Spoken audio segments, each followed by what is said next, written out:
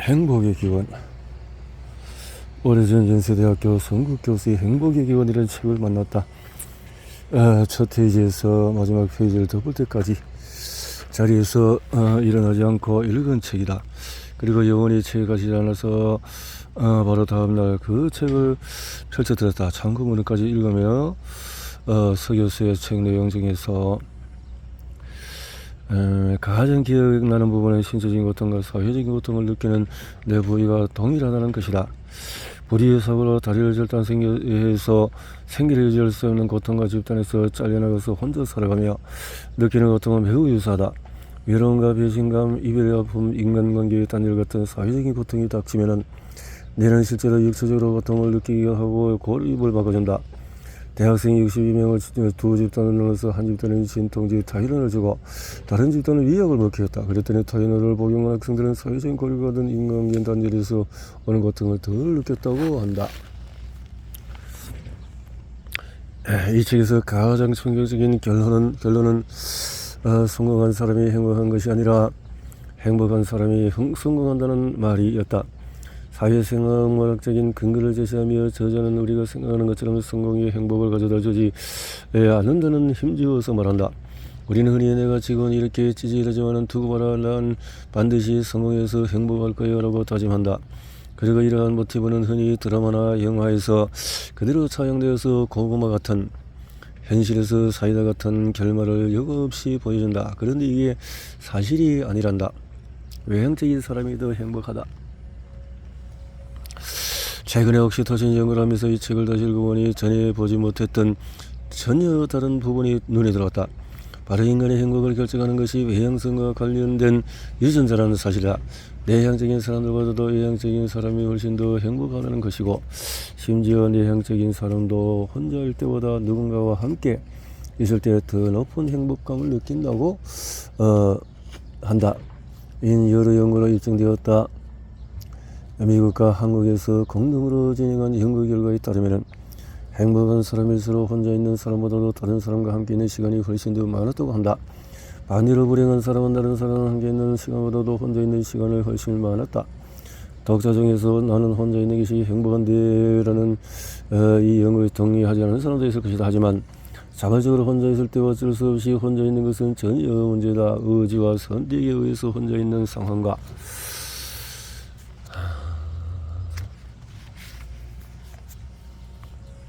다른 사람을 만나고 싶어도 만나기 어려운 상황, 혹은 만날 수 없거나 상처나 열등감, 우울감으로 만나기 싫은 상황은 같을 수가 없다. 미혼과 비혼이 다르듯이 자발적인 고통과 소극적인 고립은 전혀 다르다. 2021년 한 통계에 따르면 인생에서 가장 중요한 게 무엇인지 전 세계 사람에게 물었는데 한국 사람은 물질적인 풍요를 첫 번째로 꼽았다고 한다. 미국과 영국, 독일, 프랑스, 이탈리아, 호주, 일본 등에서 거의 모든 선진국의 가족을 인생의 우선순위로 첫 번째에 꼽았다는 것과 대조를 보였다. 부자 되세요 적담이고, 인사 말인 나라는 아마 모르긴 몰라도 우리나라밖에 없을 것이다. 옥시토신은 관계의 악이요. 외향성이 높은 사람이 더 행복하다면 옥시토신이 높은 사람도 더 행복한 게 아닐까? 외향성이 높은 사람이 더 행복하다는 연구 결과는 이미 많이 나와 있다. 문제는 옥시토신과 외향성의 관계다. 옥시토신은 펩타이드 호르몬이기 때문에 수용체가 반드시 필요하다. 그래서 수용체에 변이가 생기면 혈중의 옥시토신 수치와 관계없이 토신의 기능이 떨어진다. 그런 말한 대로 옥시토신 수용체는 RS 5, 3, 5, 6, 7 변이가 있는 사람은 공감 능력이 떨어지고 사회성도 떨어지는 걸까? 그렇다. 옥시토신 수용체에 변이가 있는 사람은 정서적인 안정감이 떨어지고 일반적인 사회성도 떨어진다는 게 규명되었다.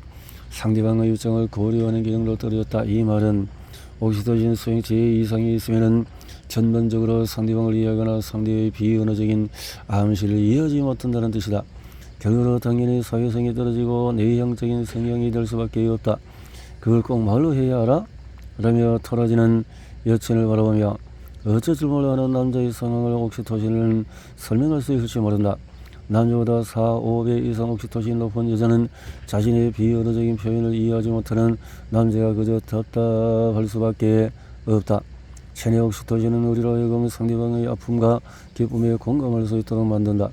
옥시토신 수치가 높은 사람은 주변 사람을 더 잘 배려하고 아껴주고 격려하고 신뢰하고 남의 잘못을 쉽게 용서하고 있는다. 진짜 재미있는 것은 남에게 친절을 베풀어서 그가 행복해하는 모습을 보면은 우리도 옥시토신 수치가 더 올라간다는 사실이다. 옥시토신의 공식은 선순환이다. 옥시토신 수치가 높은 사람은 자신도 모르는 사이에 주변 사람 옥시토신 수치도 함께 올려준다. 자녀 옥시토신 수치가 떨어지는 사람은 그렇다면 어떻게 해야 할까? 애초에 향성이 떨어지니 행복하지 말라는 말일까? 걱정하지 않아도 된다. 옥시토신 분비를 촉진하는 방법은 너무나 많다.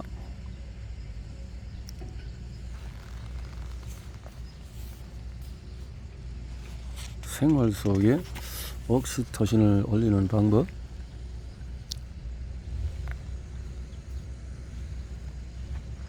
트라우마를 극복하는 힘, 옥시토신. 2001년 9월에 캐나다 박사과정이었던 나는 여느 때와 다름없이 대학 내에 위치한 장애인 체육센터 스테드워스 센터에 출근하는 중이었다. 센터에 들어오자마자 모든 이들이 벽에 걸린 대형 TV 모니터를 심각하게 바라보고 있었다. 왠지 평소와는 다른 싸늘한 공기가 감싸고 있었다. 무슨 일이지?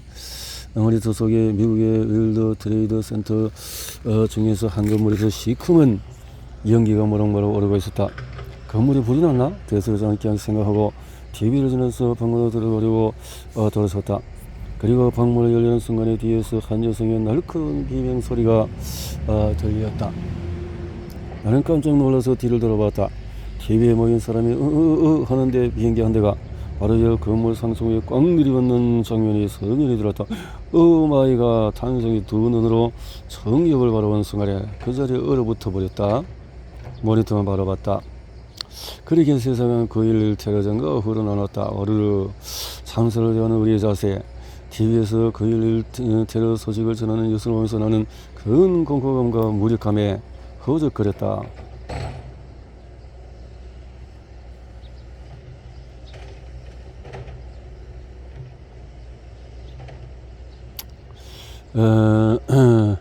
한 명이라도 더 그 과정에서 343명 뉴욕 소방국대원은 목숨을 잃었고 미국에 생존한 대부분의 소방대원 역시 자신만 살아남았다는 자직감과 죄책감 그리고 외상의 스트레스에 시달렸다.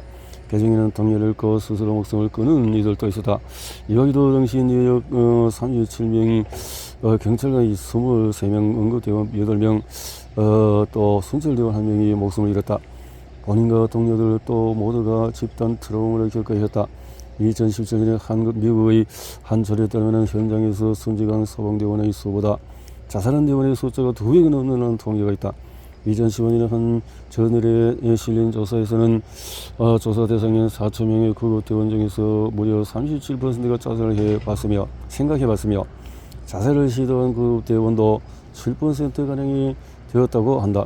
최근에 이와 같은 연구 결과가 테러가 일어난 지 20년이 지나 사고를 경험한 4,515명의 정신건강을 분석한 결과 대상자의 13.44%는 지금도 PTSD를 경험하고 있으며 트라우마를 갖고 있는 사람은 그렇지 않은 이들과 비교해서 무려 3배 이상의 인지적인 신체적인 장애를 경험하고 있었다.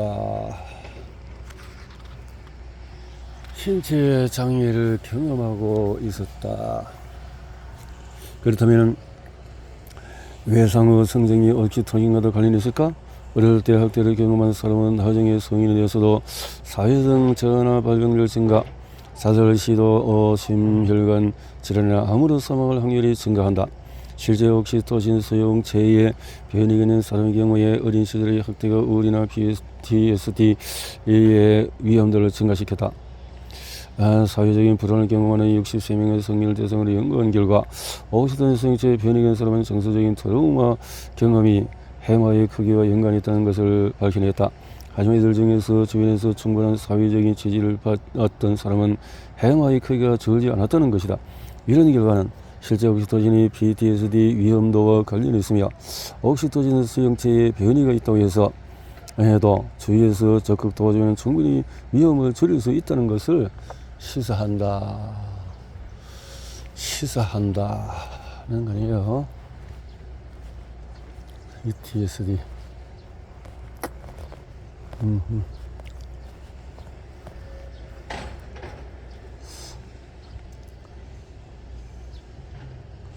PTSD 환자에게 옥시토진을 후유하면은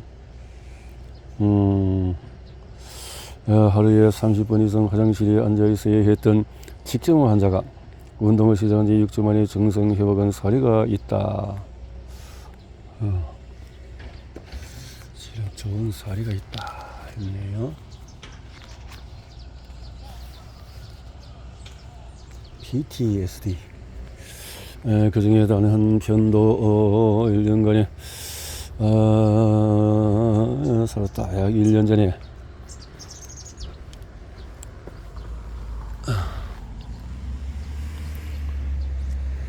미국에서 가진 돈 다 털어서 차 사고 집수리하고 학원병원이고 남은 잔고 60불.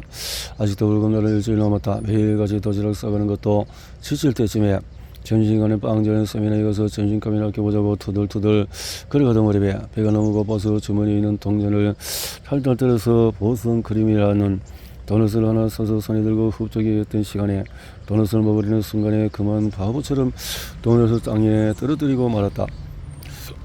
불사. 난 누가 볼까봐 땅에 떨어진 도넛을 잽싸게 주워서 입에 쑤셔넣었다. 그리고 나서 들었던 두 가지 생각은 맛있다, 허지 같다. 나는 지금도 기분이 우울할 때는 보선 크림을 하나 사들고 내가 일하는 병원을 바라보며 한입 베어 먹는다. 세상이 달라 보인다. 일상을 달비하기 위해 미친 짓을 해야 하는 것은 아니다. 도넛 한 개를 살 수 있는 돈이 있음에 감사하고 학원비를 내줄 수 있는 자녀에 감사하고 이렇게 안식년을 할 수 있음에 감사하고 감사한다. 회복 탄력성과 옥시토신의 상관관계는 지금 읽어도 가슴이 먹먹해진다. 연습으로 논문이 잘 안 될 때 스스로 생각했다. 나는 연구책이라는 것보다 그냥 교수를 그만둘까? 여기 병원에서 근무하는 동료들은 날 어떻게 볼까? 동양에서 오늘 늦어? 여기까지 생각해보니까 우울증에 빠질 뻔했다. 그리고 쿠션이라는 책을 읽었던 책임감이라는 단어 반응 능력의 합성어라는 말이 떠올렸다. 쿠션. 정말 그렇다. 우리는 자신에게 일어나는 일에 대해서 그 반작용을 할 수 있다. 짜증이 나는 일에 짜증을 내고, 우울해지면 우울해하고, 힘들면 힘들어하고, 속상한 일이 있으면 속상해하고, 포기하고 싶으면 포기할 수 있다. 반면에 우리는 적절하게 반응할 수도 있다. 짜증이 나는 일.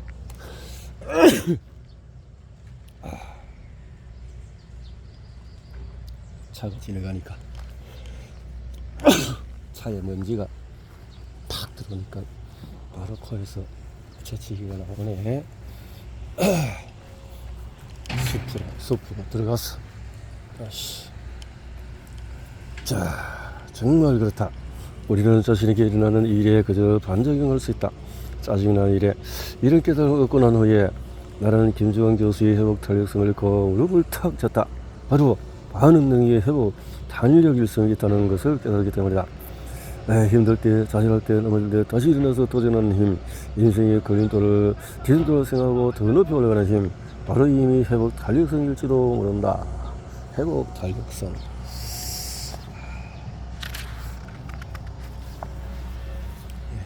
공사하는 현장이군요. 이제 비가 살살 옵니다. 회복 탄력성.